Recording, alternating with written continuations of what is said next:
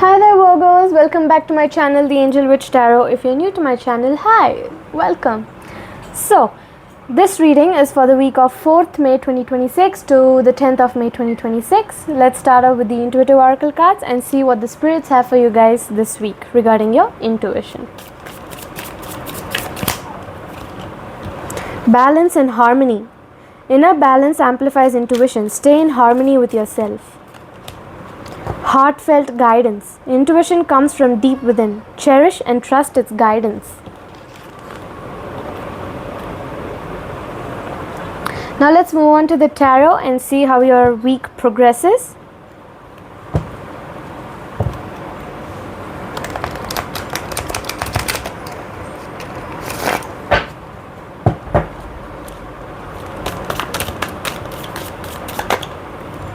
We have the Judgment card first.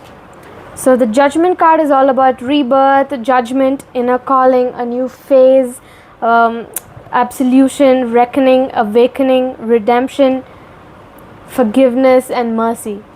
Alright?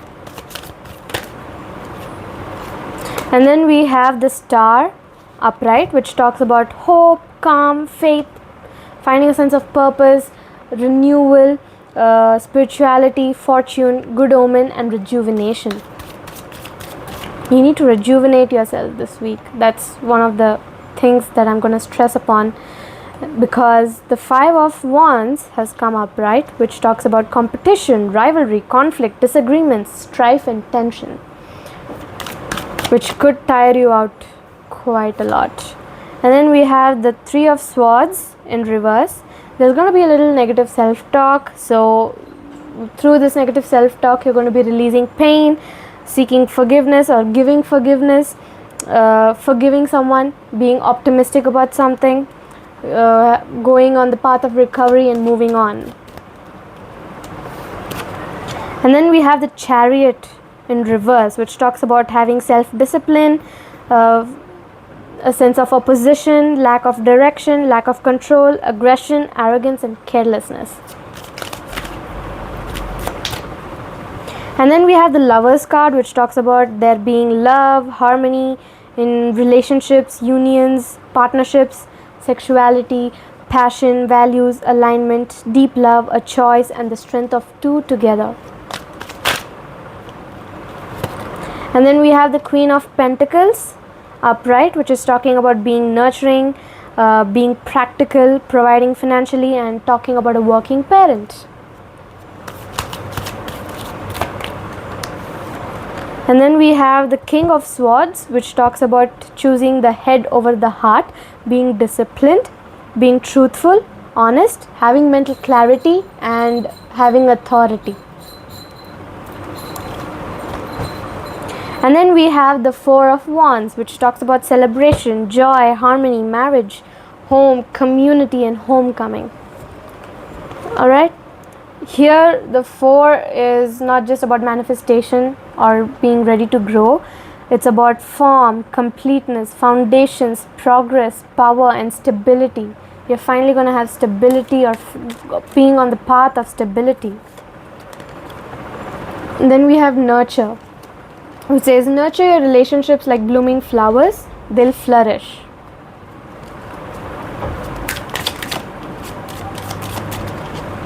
And then we have Long Distance. It says that love knows no distance, it transcends time and space. So for this next set, I'd like you to think of somebody. It could be anyone, even yourself, that's totally completely fine. Just think of someone and we'll figure out what's in the shadows of this person's heart.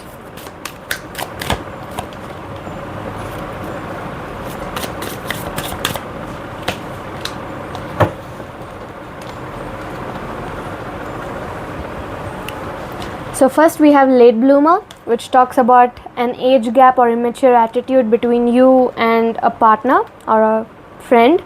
It could be talking about an immature attitude, being out of sync and needing more time to sync up with each other. And then we have Cuts Both Ways. It says there are good and bad aspects and it's a mixed blessing, but there's a division between both. So the next set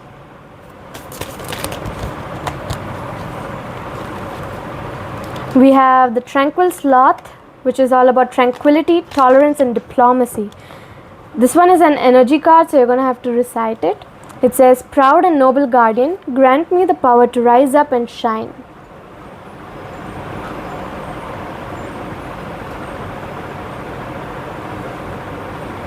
Alright, and then we have the newborn butterfly, all about renewal, transformation, and adaptability. It says, brilliant harbinger of change, release me from my own dark chrysalis. Also an energy card which you're going to have to recite so that you can get both the spirit animals guidance throughout the week and even stronger guidance.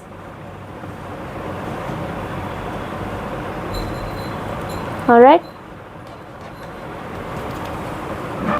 so the last set, I am a magnet of money miracles. Recite this as many times as you can throughout the whole week so that this affirmation turns into a manifestation into real life.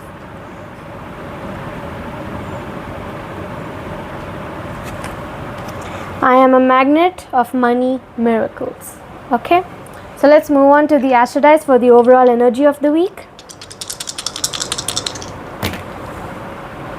The 10th house in Aries, the Sun. The Sun is all about the self, the ego, the consciousness, the stamina, the vitality, the creations, the confidence, the pride, the identity, individuality, brightness, self-reliance, warmth, celebration, leadership, father figures, masculine figures, authority figures, right? And then we have Aries, which is all about being direct, being brave, being fearless, being a good leader, being good at leadership skills, authoritativeness, independence, impulsive, competitive, aggressive, active, self-centered, passionate, sports. It could be talking about an interest in sports or sport-related wars like the Olympics or the cricket matches, to be honest. So it could be talking about any kind of sports or wars. It's also talking about being interested in fighting, or it could be talking about your boss, the masculinity, the male figures, the self-starters, and the impatience that one has. Alright, and then the 10th house is all about the career, the success, the fortune, the public reputation, the long-term goals, structure, status, masculinity, authority, men, father figures, fame, and expertise. Each one of these has male figures or father figures or authoritative figures in your life. Alright, so this is the end of the reading for Virgos. I will see you in the next video. Bye-bye.